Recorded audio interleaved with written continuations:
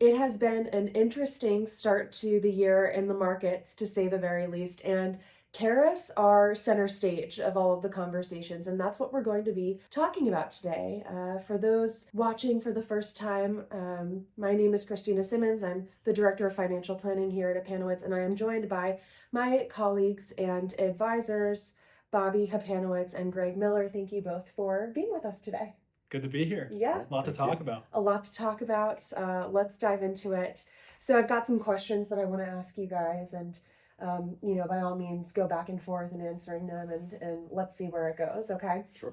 All right. So the first thing I wanted to do is just lay the groundwork of where are we from an economic or market standpoint so far year to date. Mm-hmm. Well, like you said, I mean, tariffs have been driving a lot of the news cycle, and they have been driving a lot of the policy decisions from the Trump administration and others. Tariffs have been well choreographed, for a long time now, several months. And last week, we saw the Trump administration announce their new tariff policy, including a 10% tariff on all imported goods into the United States, as well as some higher reciprocal tariffs on many other countries that they felt had significant trade imbalances with the United States. So that news has driven a lot of the conversation here in the last several days here in particular. So just to clarify, because reciprocal has been a word often used, does that mean that these countries have already been charging tariffs on imports from the U.S.?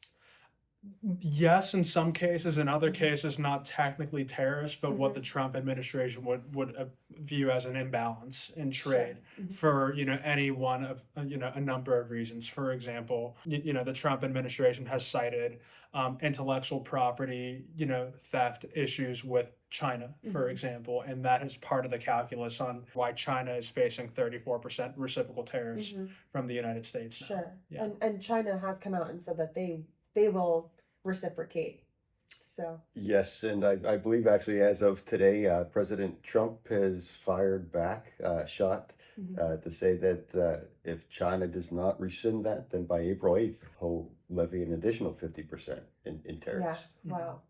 And I think really what we're seeing through the markets right now, I think the expectation was somewhere of a 10 to 15% increase, and it looks like there's a calculation that's done. It looks like the average is going to be about 20%, and that's really kind of thrown things for a spin. I think that's really why we're seeing some volatility right now. And actually, Goldman Sachs did some quick number crunching just for everyone out there, and they're thinking, if we do have somewhat of a 20% tariff becomes the average, they're estimating it's probably going to take about 5 to 7% off corporate earnings for the year. Wow. So markets are trying to calculate, they're trying to move quickly and adjust just to see, how far the market will move before there's opportunities. Well, and that's a really good point. Markets are forward looking. So a lot of the time, in many circumstances at least, what we see is reactions here and now are not just reactions in the markets to what's happening in the present day, but also to the anticipation of what will happen in the future, in the near future, a lot of the time. And that's something we like to remind our clients of a lot as well, when we're sort of having these conversations with them of not just what's happening, but why in the markets, and therefore in their portfolio too. So thank you both for those answers and explanations. Let's also just give the definition of a tariff. What is a tariff? Let's give a little background on that, please. So tariffs are essentially a duty or a tax that's levied on imports coming into a country, and those taxes or those duties, they're paid by the importing country. A lot of times you'll hear it referred to as a tax. Basically, it's revenue that's for the government, which is kind of similar to a tax, if you ask me. Eventually, most cases, some or all of that can get passed on to the consumer as far as, in terms of higher pricing for those products. Sure. And there's different types of tariffs too, right? There are tariffs that can be put on, certain products or certain raw materials in one sector of the economy. There are tariffs that can be put in place for blanket widespread tariffs. There are tariffs that can be put, like what we're seeing now, tariffs on individual countries as well. So different types of tariffs that can be used as tools. Sure. Yeah. Yeah, it seems like the Trump administration is taking more of the widespread approach, it sounds like, or are they implementing any industry specific tariffs at this point? There's been talk of tariffs on certain raw materials like steel and aluminum. They are taking a widespread approach, and they're also taking a more pinpointed approach at countries as well Sure, to get to specific that, countries, yeah. weighted average, across U.S. policy of how many tariffs and the weight of tariffs that they're putting in place. Yeah, certainly going to be some winners and losers out there. Mm-hmm. I think it's just too early to tell. Yeah. Just from our comments earlier, China came with their retaliatory tariffs, and then the United States has kind of hit back. So really still waiting for the smoke to clear. Yeah, it's been really interesting to watch. I mean, we're filming this on a Monday, and in a few days, this video will be live, and inevitably certain things could change by that time, right? And that's why we're turning this around very quickly so that it remains as time sensitive as possible. But yes, it's very interesting to watch, and it's not surprising at all that the markets are reacting this way. There's a lot of unprecedented things happening. That being said, tariffs aren't necessarily a brand new strategy. It's just that they haven't been used in a while, at least in the history of it. It's not that they haven't been used in a while, but to this extent. To take the front seat of policy in an administration, it seems like at the very least the attention that is being given to it by investors, by the media, it's very unprecedented. So we got into this a little bit, but let's see if you guys want to speak to this in any more detail. Why tariffs are being used, Bobby? You spoke to that in a little detail, but is there anything else that you guys would want to cover on that question? Again, it is tariffs are being used to right or correct what the Trump administration perceives as imbalances, trade imbalances with other countries. I think it's appropriate to view tariffs as one chapter in their total economic policy that they would like to implement over the next 4 years. And other parts of that include tax policy. Other parts of that include monetary policy. The executive branch doesn't have direct control over monetary policy, but the Trump administration certainly has its opinion of where interest rates would be if they did have control over that. And so I think it's appropriate to look at tariffs as one part of a broader policy that they would like to implement. Really, the thing that I've been hearing a lot and reading a lot is really just a trade imbalance, particularly with China and several other countries. And Trump has said that no negotiations are going to happen until that is corrected. But time will tell. So I think if I think historically about tariffs in the United States, going back, they were used more for trade protection, in order to keep the economy, the domestic economy, from being flooded with goods overseas. So certainly there is, the idea of that is in place, and that's why part of why these tariffs are being implemented right now, at least from the administration's viewpoint. Yeah, and thank you both for that. And one of the other questions I wrote down is, are tariffs the only thing that this current administration is using to try to enhance our economy and our country over the long term? And you already answered that a little bit, but I think it's really important to point out and to reiterate to our audience, to our clients, that while right now it feels like it's their only tool because it's what is being focused on right now, and understandably so, it's a huge thing that's happening. It is just one chapter, to use your phrase, just one chapter of at least what they're saying is their total agenda over these next 4 years, or less than 4 years now. So anything else that you guys want to say about tariffs, just the background of tariffs, or the consequences, or the benefits, or to your point, it's just too soon to tell. Exactly. Historically, we were talking about this earlier today, historically tariffs have been used not just by America but countries around the world, and there's no necessarily uniform outcome, right? Because every economy is different, so therefore every reaction will be different to tariffs being implemented. So, and to Greg's point too regarding China and the retaliatory tariffs that China and now the U.S. are presenting, the numbers, the specifics are a moving target. This isn't the end point. This is the midpoint. Since Trump's announcement on Wednesday of these tariffs, other countries such as Israel, Vietnam, and Taiwan have come to the negotiating table, have shown a willingness to negotiate. Yeah. Other countries have taken a different approach. So there is still some uncertainty here. And, it's very well possible that the numbers and the specifics that we're seeing now will change substantially over the next period of time as these things are worked out. Absolutely. It's still so fresh. It's still so fresh to both of your points. So let's pivot just a little bit.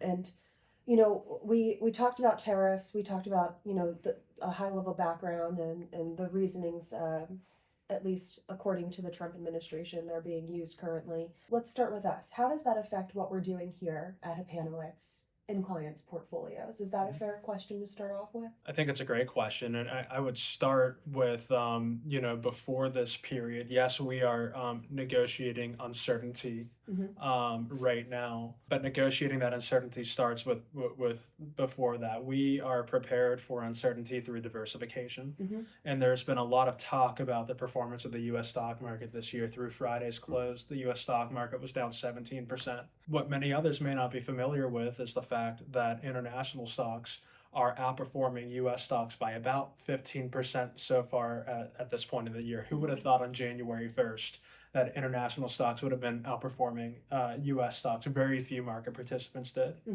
In addition to that, the core component of our bond portfolio is U.S. Treasuries, and U.S. Treasuries have proven to be a safe haven asset still.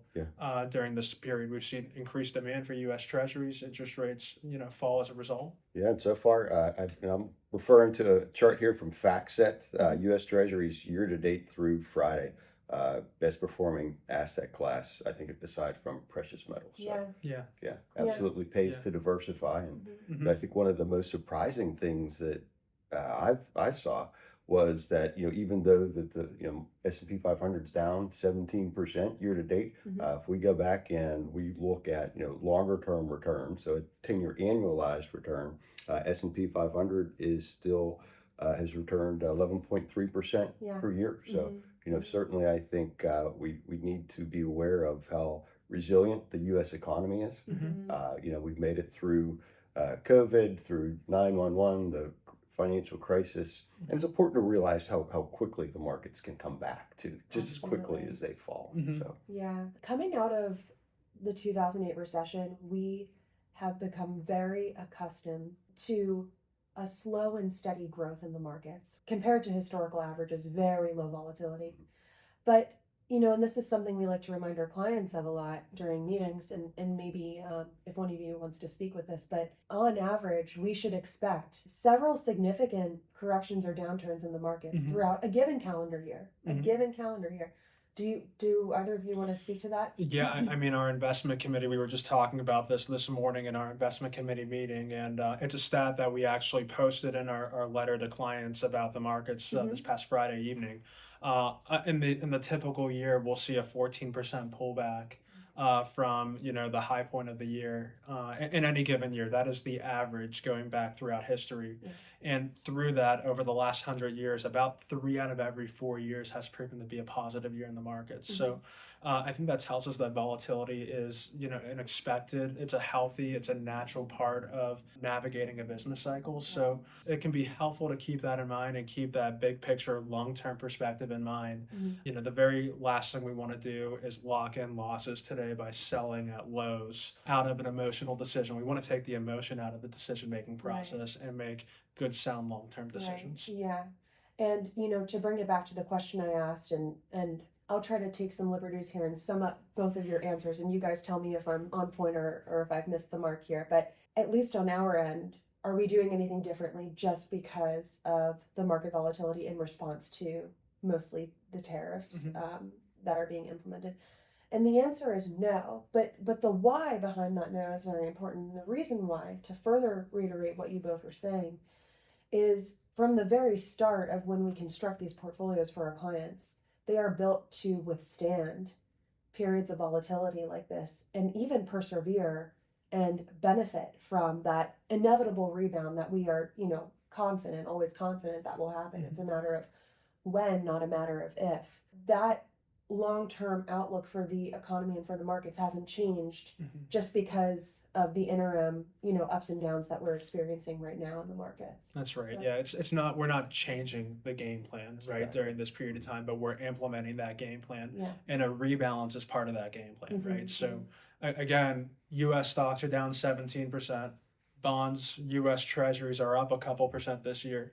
That dispersion in performance Mhm. can create a rebalance opportunity. Yep, If mhm. you're a long-term investor, these periods of volatility can create, if history is a guide, can create opportunity Yeah, for investors. yeah. And those are the types of things that we're looking at, but that's very well within the game plans that we have, Sure. with each of our clients. Sure, absolutely. And also to reiterate something you brought up specifically, Greg, our clients in particular are benefiting from the increased demand of these US Treasuries because we had already owned them. So with that flight to safety, for lack of a better phrase, and that demand is resulting in, to your point, that stability from that bond portfolio that they're not seeing in the stock portion of their portfolio right now. And it's a really beautiful give and take when implemented appropriately. That stock versus bond allocation just works wonderfully over time. Rebalancing and diversification is huge. It's Yeah. a big part of what we do here at Hapanowicz. Mhm. And of course, also, a big part of that and what we do here too is planning. And it's looking at what your cash needs are, what your cash flow is, having emergency funds, planning for the next 6 to 12 months of expenses or for something for a rainy day, letting your long-term money really work for you for your benefit. Yeah, it's so true. It's so true. When you set that foundation through comprehensive planning, it's not that these periods of volatility in the market won't mean anything to you, but perhaps the sting won't be as strong because there are just so many other things that we put into place that are in our control that combat those periods of volatility and helps to smooth things out. So that's a really, really good point. Okay, we talked about a couple of things. Are there any other things that investors should or should not be doing at this time, whether it's a client of Hapanowicz or not? Anything that investors should be thinking about in times like this? Number one, I'd say first thing, don't panic. Yeah. Easier said than done. When you see the capitulation in the market and it just seems like there's never going to be an end, it's so easy just to get caught up in that and just to experience those emotions and want them to stop. And sometimes that's when that's when investors will just decide to get out. They can't take it, and that's probably one of the biggest mistakes that they can make. Yeah. So certainly talk to your advisor, revisit your plan. As Bobby said before, don't sell and start locking in those losses. We're actually looking at this and pursuing opportunities right now. Yeah. Market downturns are much more historically. Market downturns are much more short-lived than bull markets, and so statistically, the odds are not in your favor if you're trying to time the market and get out at the bottom and then get back in before you miss out on a rebound. And it's important to remember too that the really big trading days, the really good trading days, they usually happen right around the same time period as a really That's exactly right. Yes. So it's like a boomerang almost. If you're timing the market, you have to make two good decisions, right? When you get out and when you get back in, and that's very, very hard to do over a long period of time. Hard to do that well. Yeah, absolutely. Yeah. Anything else you guys want to speak to? What should investors be doing or not doing? You both brought up financial planning, and along those lines, and the comprehensive planning that we do, a lot of that is tax planning, and some of that includes Roth conversion planning. If you're somebody who's spoken with your advisor and a Roth conversion plan makes sense for you, considering converting assets, converting stocks when they are 20% off their highs means you can convert more shares for the same tax cost. And that can, drive towards substantially better results for you over time. So great opportunity potentially here to consider Roth conversions if that fits within your comprehensive plan. And then that money in that Roth would benefit from a rebound, not only tax deferred, but also down the road under current tax laws, at least, when distributions are potentially taken out, tax-free distributions as well, as long as you follow those specific Roth rules. So Absolutely. yeah, it can be a really powerful part of the portfolio. What about tax loss harvesting? Do you want to speak to that? Definitely a good time to consider that. If that's something that you can review with your advisor. That's something that we are actively doing here in taxable accounts, to look for opportunities to sell assets that are at a loss, lock in those losses, and use those to offset gains in the future. Right, right. Yeah, and that's just so important too. We think in terms of the S&P 500 did or what a particular benchmark does, and a lot of times clients will measure their own performance that way, but really what we need to measure is after tax performance, because that's what the clients actually get to spend. And so by making some moves on our clients' behalf now, we could help them spend more money later, pay less taxes. There are clients that they may have some extra cash, some dry powder, as they call it, on the sidelines. Even some clients may have some consideration now. Maybe they are a little more aggressive and they are looking at this more opportunistically. For those clients who've got some cash sitting on the sidelines, or maybe still have a long time horizon, now may be the time to start to put some of those funds to work. Absolutely. Buy low, sell high. Right. See what that is. Yeah. It's as simple as that. When you have one of these pullbacks that we were talking about every year, those typically tend to be good opportunities to deploy dry powder.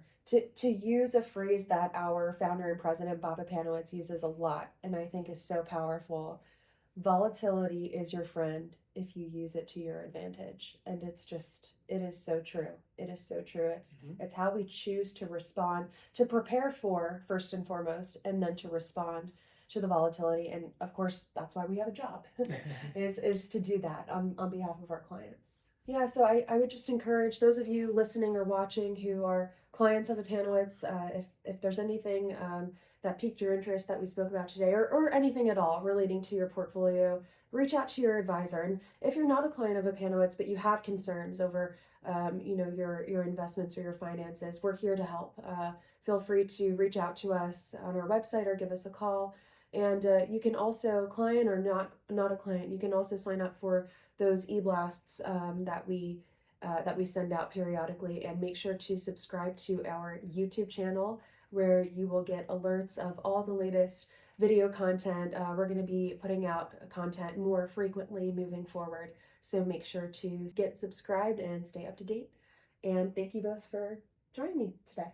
Thank you. It was a nice conversation. Yeah, good to be here. All right, thanks guys. We'll see you in the next video.